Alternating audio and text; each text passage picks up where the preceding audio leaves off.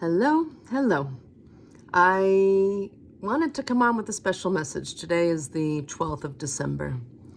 I am thinking about this season and what it means to me and the things I've been reflecting on, and I thought I'd share a little bit here based on not just what's going on in my life, but what seems to be happening or going on for other people. So let's start with holidays, holy days. I think we don't realize just how far we have gotten from the true meaning of things. And there's reason for that. It's not the focus of this message. The focus of this message is around consciousness and awareness. You know, for instance, one of the things that I'm very, very aware of in my own world and lineage is what happens to people when we take them from their land. This has happened on both sides of my family, and it creates splinters and fragments within the lineage. It's because we don't understand that we are nature. We as human beings are nature, no different than what we look outside and see. And culture and what defines a people a lot of the time is the land, because the land creates the day-to-day life. You know, if you're living in Alaska, the day-to-day life is going to be very different than if you're living in Puerto Rico. The land is what informs the day-to-day. And as humans, we develop a connection to that tells us also who we are. You know, when we wake up, as an example, at this time of year in the Northern Hemisphere, I'm in the East Coast, specifically New Jersey. You know, the light doesn't come up now until, 7-ish in the morning, and it's dark again by 4-ish. So that informs me because I start getting tired at this time of year by like 3 to 5 o'clock. But if we're talking at the summer solstice, it's getting light here at 5 in the morning, and it's not getting dark until close to 9. So that is a very different, the sun is what keeps us alive. If we did not have the sun, we would not be alive, just as the trees would not grow. So seasonality is important for the rhythm of life and keeping it healthy. It just is. We need times of rest. For those that live at the equator, or those that live, by the poles where they're dealing with extreme light changes, they've got to make major adjustments to support their health with that. But for those of us, which is the majority of us that have seasonality, more and more and more we are not honoring it. And we are separating ourselves from the land. So I want to talk about this time of year, at least here in the Northern Hemisphere, and it being the darkest day, and, why we call it the holy days. This is the water element time of year, and that has to deal with the kidneys and the bladder in Chinese medicine, and it has to deal with the emotion of fear. You want to think about if people were super connected to their land, and the last harvest happened, 2 weeks ago, around the time of Thanksgiving. This is the time fear might set in around, will we have enough food and warmth and wood to keep us warm through the winter? That's why fear might come up, because it's around quite literally our survival and our connection to the world around us. But that part of us has been manipulated over and over and over again. And we all know in all the different ways. I'm not going to discuss that here. I'm not a religious person.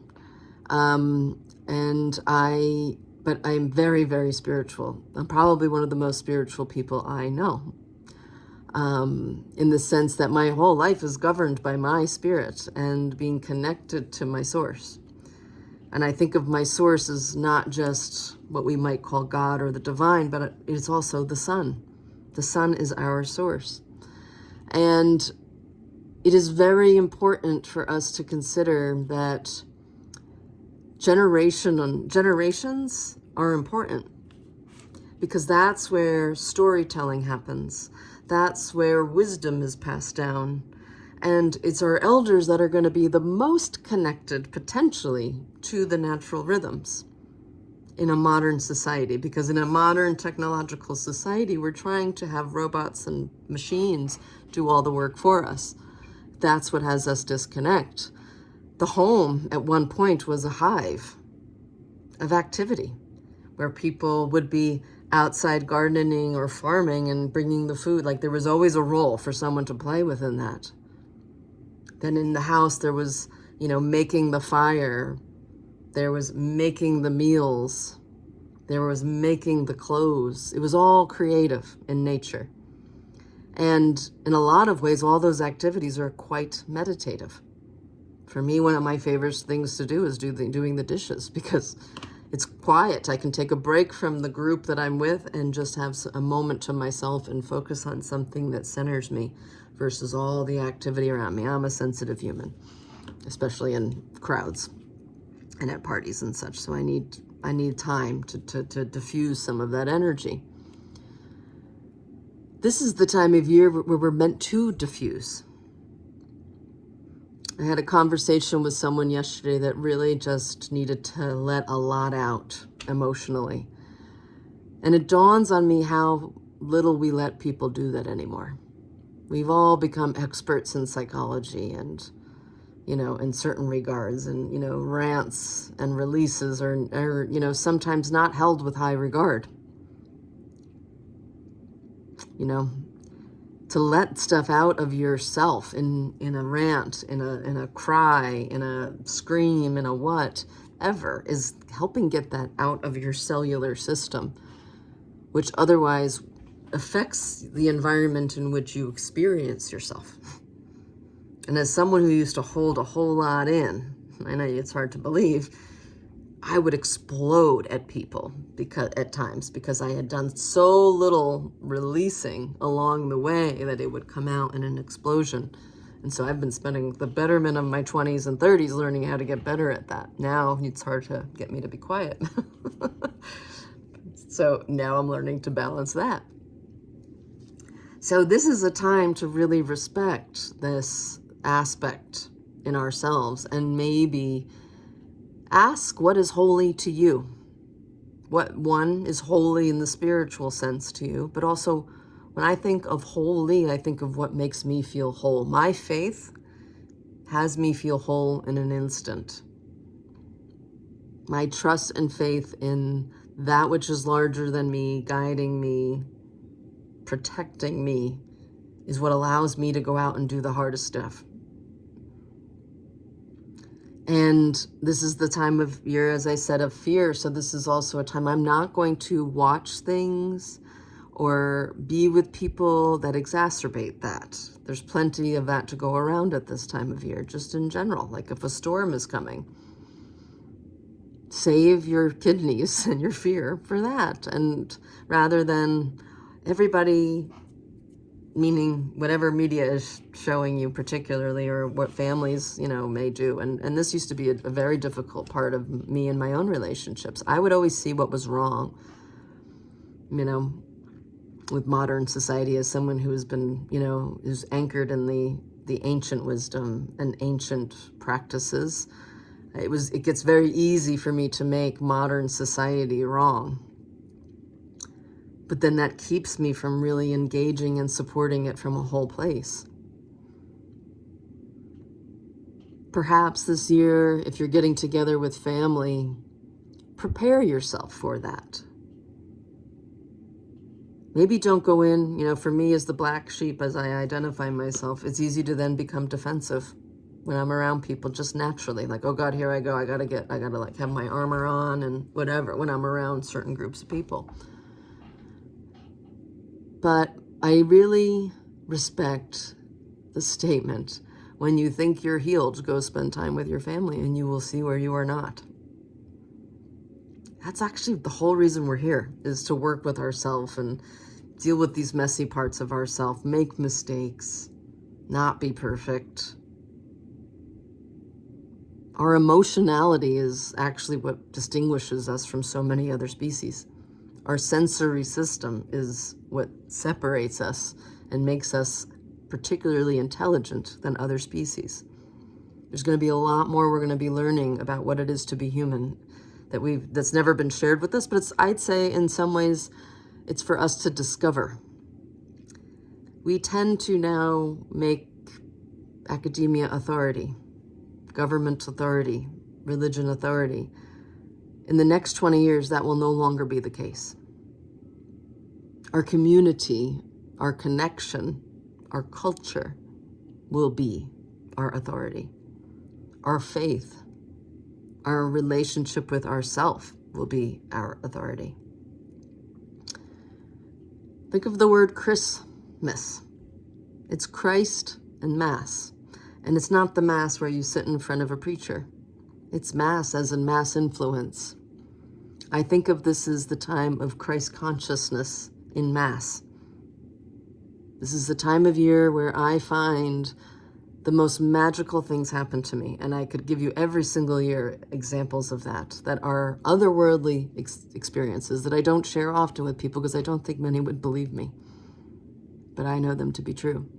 And there's a reason why, we talk about the magic of Christmas, because this is a magical time.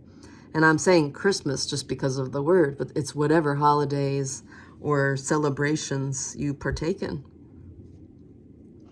And there will be people that are not going to want to partake or participate in those things anymore. And we need to be okay with that.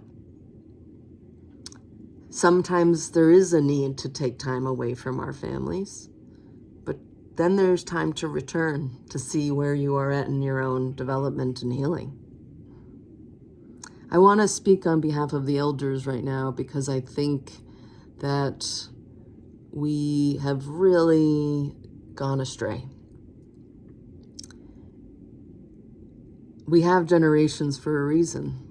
Each generation, and I'm telling you, for me, this is where astrology has been so supportive, because I can see that the outer planets are showing what it will define generations of people.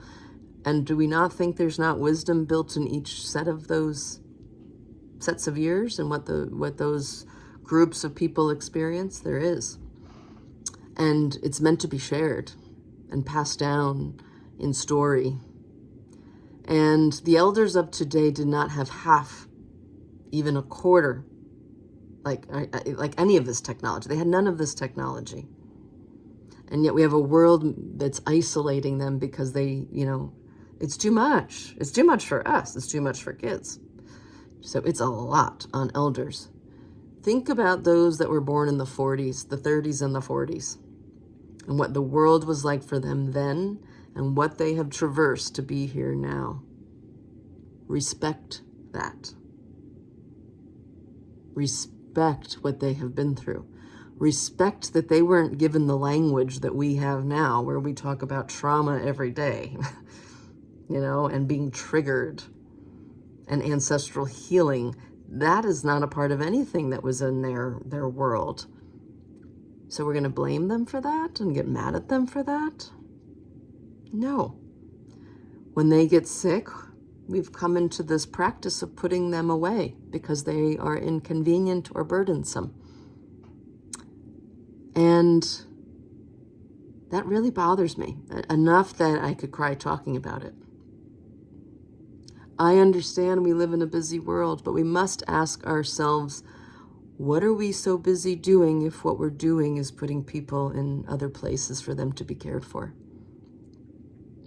What has happened to the home, the family center? This is really important to me because this is what is lacking in our culture, particularly here in the States. It's rare I speak to a child that has any relationship to the seasonality of this moment. They have a relationship to lists of gifts. And some of them are interested in giving gifts. That's wonderful. But I don't get to experience them really understanding what this time is about. And I think it's important we start connecting them to that. The stories told by a priest aren't always going to translate well to a child. A lot, unfortunately, through religion has been about right and wrong, not what's conscious and unconscious.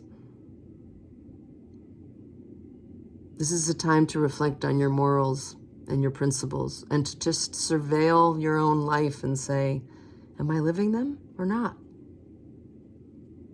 Because when things get tough, it's that alignment that is going to keep you going.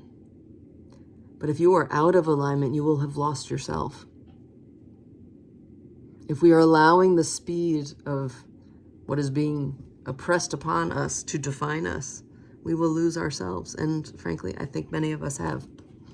I've just been hearing these stories about people in this town that I live in here in New Jersey, where I grew up, about, just arguments about how to give gifts to teachers and people who want credit for the amount of money that they give when it's a group gift. Like, this is not conscious behavior.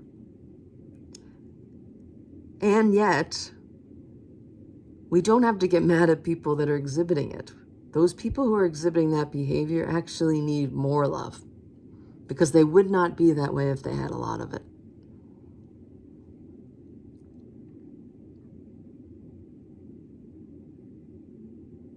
This is going to be a year that many have lost in the last year. This may be the first holiday they're spending without someone. I'd say most of us are experiencing that. Let's be kind. Let's slow down. Let's let people fall apart right in front of us and just say nothing but be there and let them do it. And say, okay, what else? What else? Help people get this fear and anxiety and depression out of their body so that they can then the next day see above. See above where they are below. Like, for people who experience depression, this is what it feels like. This is where they're at in an ocean and they can't get up for breath. Are you a person that is helping provide more oxygen for them? Or are you just putting more and more expectation on them?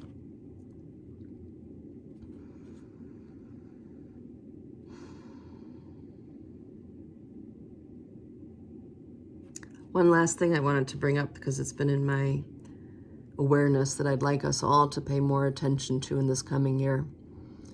It's women and their wisdom and what their cycles are about.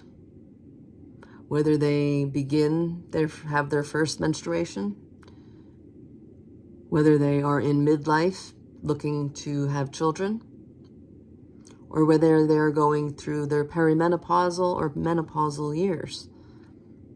We are so far from what that is actually about. We look around the world and wonder why it's so male-dominated.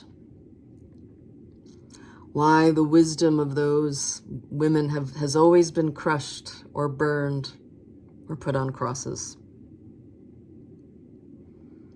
The modern way is by using pharmaceuticals.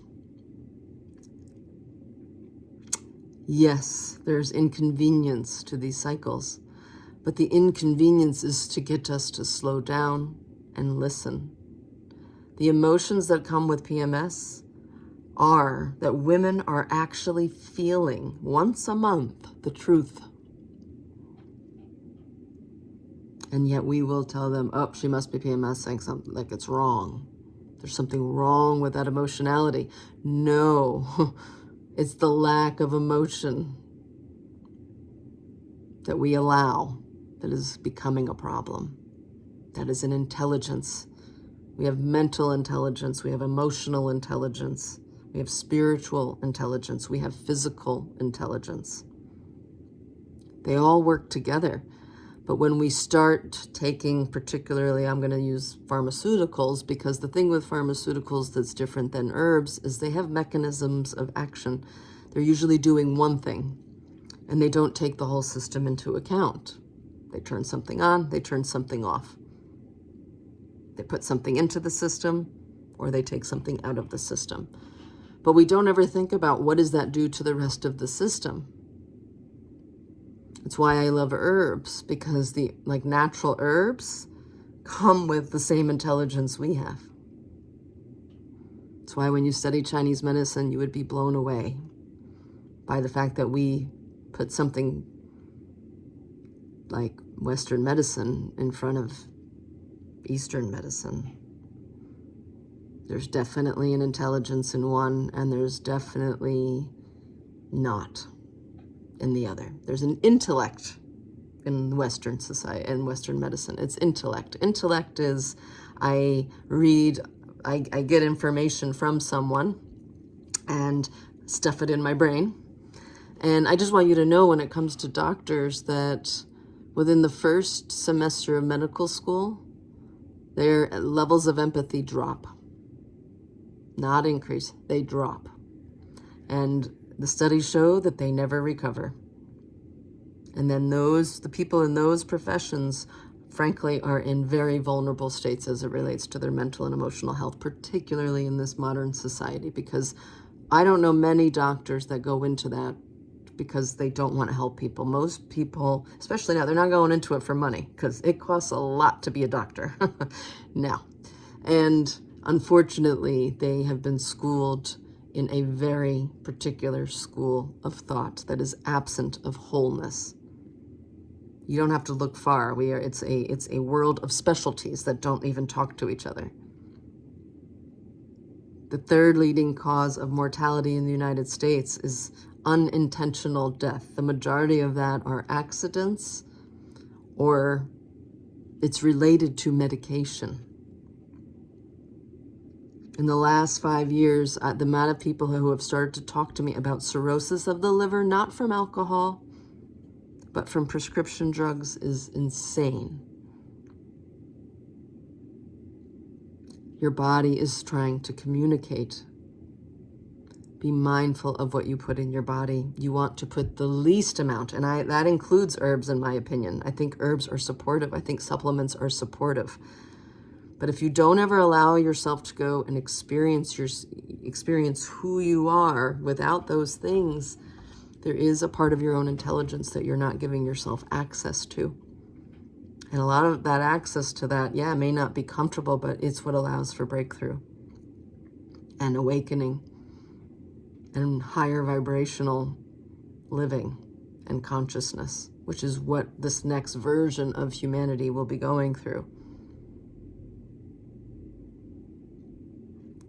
So that's what I wanted to share, because I think it's important, because I'm sensing that many of you are really, really feeling some things that you are not used to feeling right now.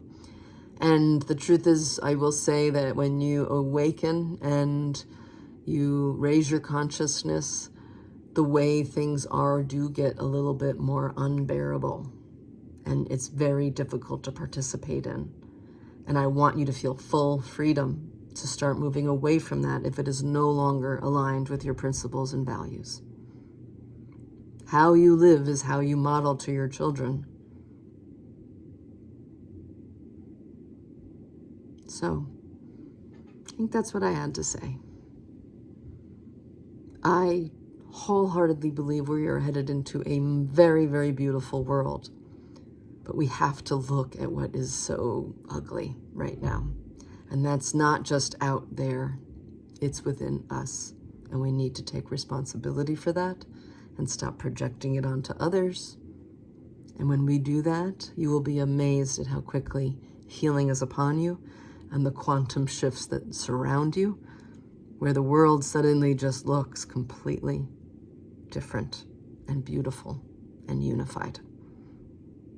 So that's my Christmas holiday, Hanukkah, Kwanzaa, whatever you celebrate.